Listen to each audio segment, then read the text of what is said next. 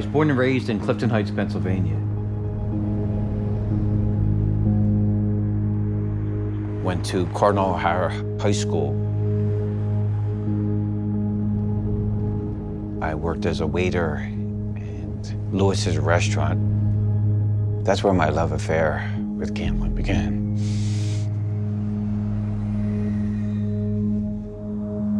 There was a gentleman who used to own supermarkets throughout the whole Delaware County. His name was Mike Rainier. One time, he was sitting at the bar and he was pretty fucked up. He looked at me and smiled. He goes, you want to go out to Vegas? He goes, I need you to bring this package out for me and I'll pay you 500 bucks. The package was 50,000. But he goes, you got to strap it to your body. So I said, what do you mean strap it to my body? So lift up my shirt, got in the plane, and that's when it all began.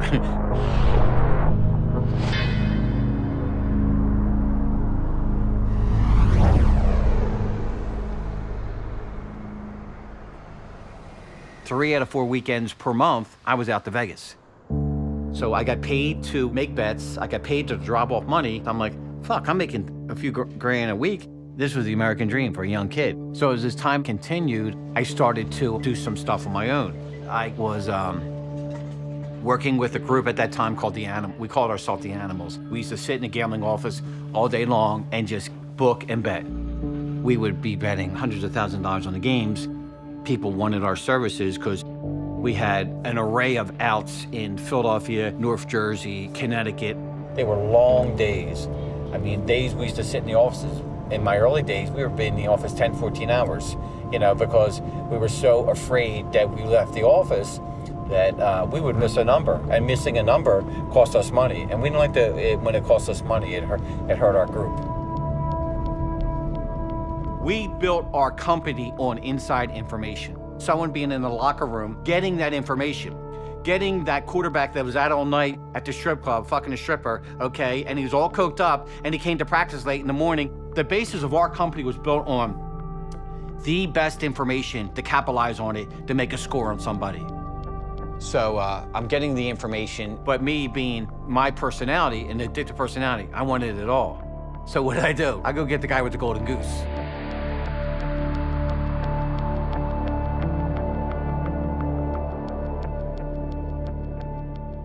So Tim Donaghy is a really interesting ref when you look at his report card. All NBA referees are graded on how good they are at being referees, and he was ranked really, really highly. And keep in mind, this is a pool of talent, just like the players, that is drawn from many, many other tiers. He, like a lot of refs, started with high school basketball games and worked his way up. And there's very low turnover among referees. So when you finally make it to refereeing in the pros, just like being a player, you're dealing with the best of the best of the best, and there's very little margin for error and how poorly you can perform your job. So prior to the scandal breaking, he was actually seen as a pretty good ref. I knew who he was in high school. I played football with his brother, Jimmy. His brother, Jimmy, was a great athlete. Timmy was a decent athlete himself, a little arrogant, obnoxious. I knew at this point he became an NBA referee. I knew who he was, and I didn't think at that point, here I am escalating up the scale in my life as a gambler that, I'm gonna contact an NBA official. There was a few games that I thought that were noteworthy that he transformed. Spurs were playing Charlotte Hornets, and I remember within the first quarter, Tim Duncan had 2 fouls called on him. They're gonna sit him. That changes everything. I'm like, man, this guy can call a game great. So the arrangement that Donaghy had is that he was paid $5,000 for every win and nothing, he had no losses if he lost. So in other words, he had nothing to lose. At one point, Jimmy Battista was calling Tim Donaghy Elvis, which speaks to how good he was at helping him win, win, win. Certain fouls weren't called at the beginning of the game, certain travel calls weren't called, but it just wasn't him. It was like little friendly bets that they had amongst themselves. I played 15 years in the NBA, starting year 2000, ended in 15. Had a great career. Dealt with the refs a lot, had a lot of interaction. Some good, some bad. You might laugh and joke after the game, or you don't get some calls during the course of the game. You like, man, they did us in, but you don't really think that. You know what I'm saying? You not think that they are actually cheating. You know what I'm saying? Like, that's not part of your thought process. You might, after the game, it's over. You know what I'm saying? But in this case, nah, it was an ongoing thing. Tim Donaghy was not only just betting on the games, but he was also refereeing games in which he had a stake in the outcome. We also made a deal kind of that I said, there's got to be games that you have, like you're in the locker room, you know what's going on, you're hearing things, whatever. If you see a game that is something that we want to double our bet or triple our bet on, we're going to call it a schmaga. It was code words. So this is a significant word because schmaga was a Down syndrome boy that grew up with us that everyone loved. And everyone loved Joey. So we called him schmaga. With our wins and the schmagas together, it was like over $225,000 I paid him. One of the things that's incredible about how he ended up getting caught is it wasn't through the NBA's internal protocols, and it wasn't even because the FBI was looking for him. At this point, when you're taking millions of dollars out of the gambling market and people are pretty pissed, they're thinking that something's going on. In 2007, the FBI is investigating the mob, and Donaghy ended up being kind of a side character in what they were originally focused on. The FBI section of the Gambino investigators had put up a wire through some sort of probable cause. I don't know what that was, but Tim was picked up with conversations between the other cooperator, and they then knew him. They just followed that and knew that there was a corrupt NBA official. I got a call from my wife. She said, you better come home. She said, there's 2 FBI officers at the end of the driveway looking for you. So I came home and lo and behold, I parked the car, the kids are in the driveway.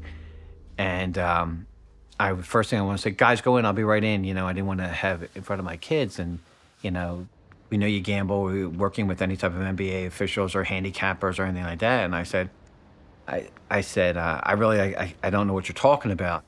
And he goes, come on, Chief, we know who you are and what's going on. And now one of my younger daughters came out of the driveway, Daddy, Daddy.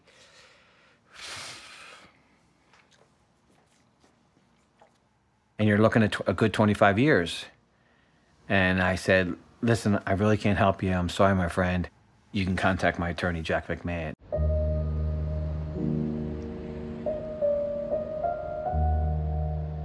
So Tim Donaghy ended up being the FBI's only cooperating witness. Battista did not cooperate. He didn't testify. He didn't say anything to the feds about what had happened. I think, from my knowledge, that they actually went to Timmy, and then he, you know, was cooperating with them to come after me or whoever else they thought was involved. I asked it on my phones. What proof did they have? Tim had a photographic memory. If they asked him what case, who was refereeing, he remembered all the refs. He told them the refs. Investigators notified the NBA of what they had and what they were going to do, and within hours of that notification,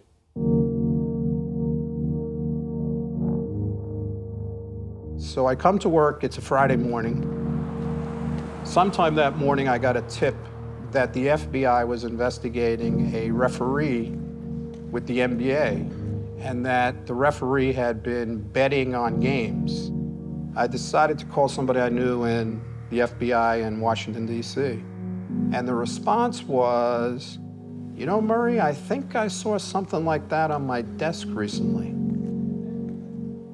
To which I said, really? Tim Donaghy, an NBA referee for 13 years, is being investigated for allegedly betting on games, some in which he officiated. Wow. Like, really? Like, this is what's going on, huh? Donaghy officiated more than 700 games. Tim was placing bets, not only on the NBA, he would bet on golf outings, baseball. By the morning, I was getting phone calls from every talk show, particularly in the sports world, from New York City to Honolulu.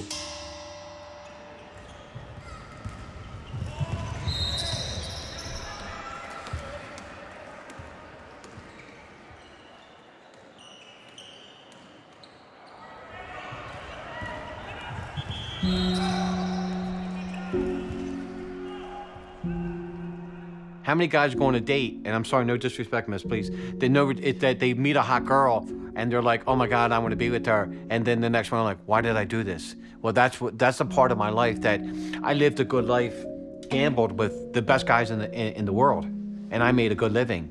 The fact that I got into bed with him changed my whole life. The gambling part of it is the mistakes and the fuck-ups that occurred during it. Hurt sometimes. Listen, do I love the beauty of the number? I live for it. I do. I ain't gonna lie. It's like breathing to me. But the damage that I caused, if someone says, oh, you devised this, you devised that. I devised a scandal that, you know, brought mayhem in my life and my family's life.